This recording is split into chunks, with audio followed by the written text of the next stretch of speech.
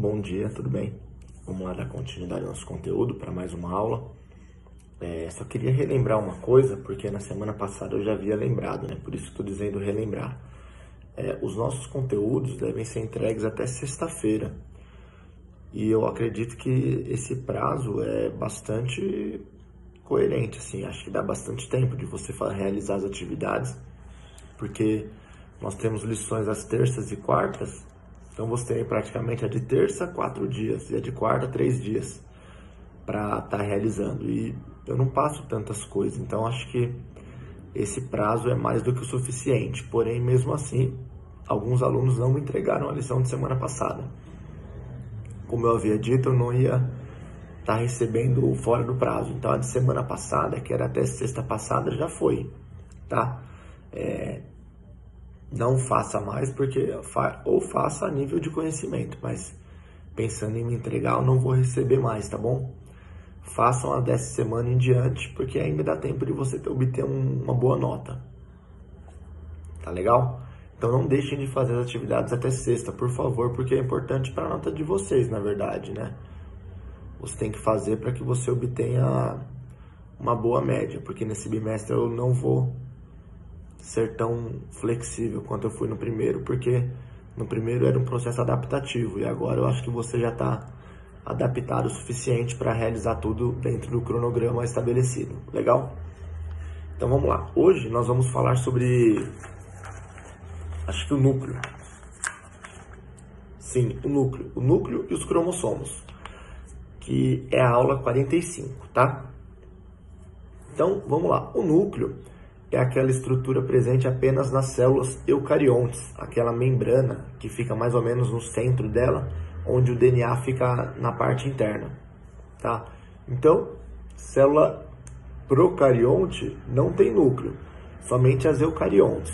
E ele serve para várias funções. As principais seria armazenar o DNA e, consequentemente, armazenar as informações genéticas do indivíduo, né?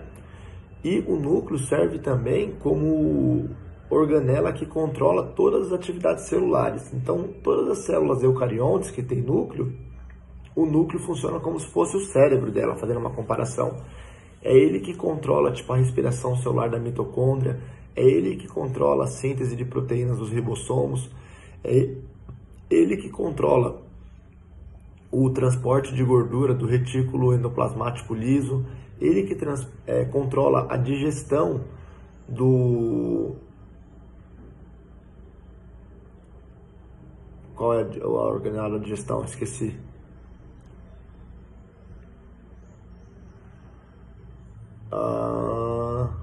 Vou lembrar já. Ele regula a digestão, ele controla a divisão celular através dos centríolos, tá? Então, todas as atividades que a célula realiza, quem controla são os núcleos, tá? Os núcleos regulam todas as estruturas. Então, olha aqui, ó, uma estrutura, um exemplo de um núcleo. Ele é formado pela membrana nuclear, que é a membrana que envolve o núcleo, pela cromatina, né, que é o DNA que está dentro. Ele pode apresentar alguns poros, e como ele necessita de uma síntese de proteínas para formar novas organelas, ele tem o retículo endoplasmático rugoso aqui, ó, que é essa estrutura amarelazinha. O rugoso, lembra, essas bolinhas são os ribossomos presentes nele, tá? Olha aí, ó. Então, e só voltando, lisossomos fazem a digestão, tinha esquecido. Muito tempo que eu não usava isso. Então, o núcleo, ele regula toda a atividade celular, além de armazenar as informações genéticas, tá bom? E aí, dentro do núcleo, nós temos os cromossomos ou o DNA, que são basicamente a mesma coisa. Tipo, o DNA, ele tá lá, é uma fita, né, basicamente, toda espalhada. Quando esse DNA se condensa, quando ele começa a se aglomerar, ele vira um cromossomo. Fazendo uma comparação, seria tipo isso, ó, vou tentar fazer uma analogia para vocês. Ó. Isso é o DNA, ó, uma fita. Aí, se eu fizer isso,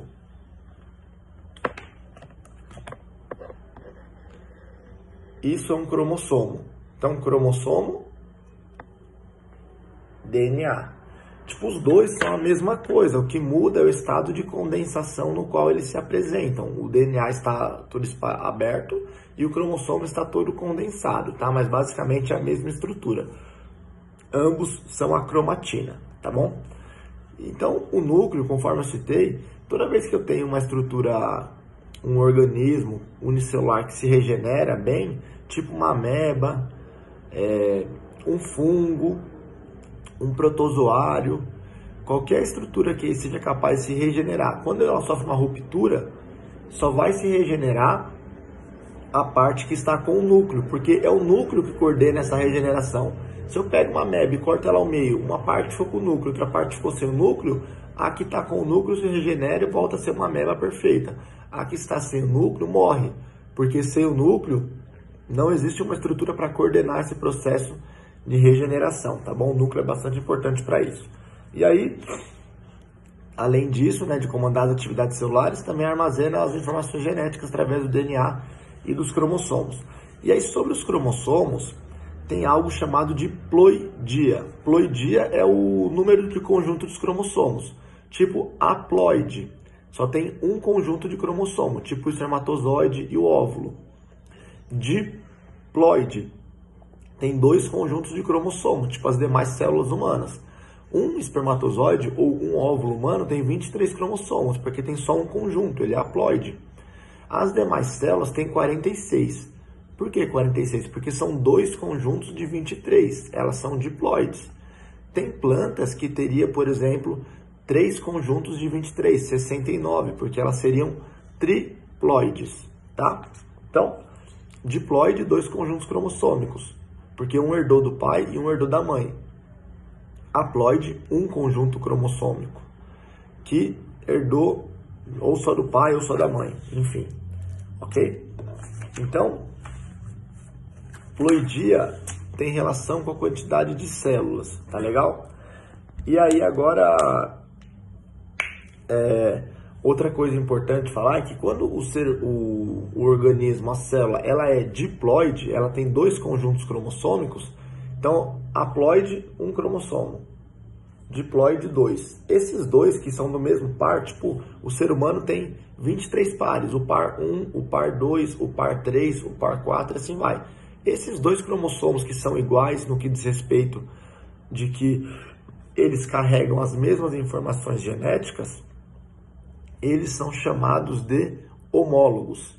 Os cromossomos homólogos são os dois cromossomos que carregam a mesma informação genética. São os dois cromossomos que formam o par homólogo.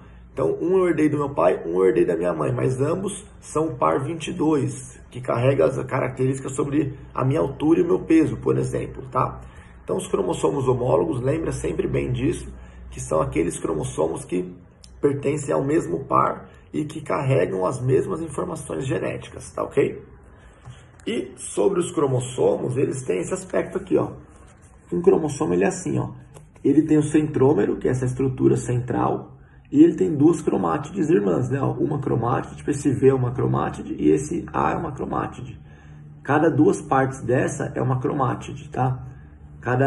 Assim, ó, uma cromátide, outra cromátide, cromátide. Então, um cromossomo normal, tipo esse aqui, ó, ele tem duas cromátides irmãs. Essas duas é uma cromátide, essas duas é outra cromátide.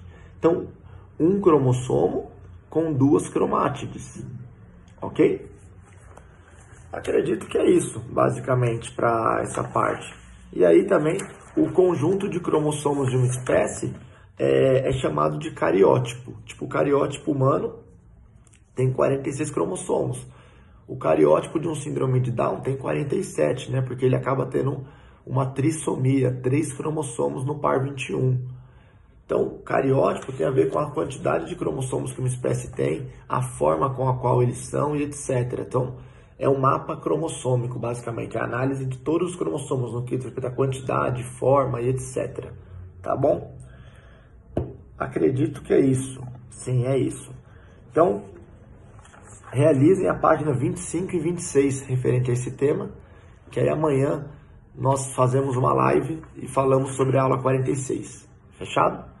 Fiquem em paz, boas aulas e boa semana para vocês.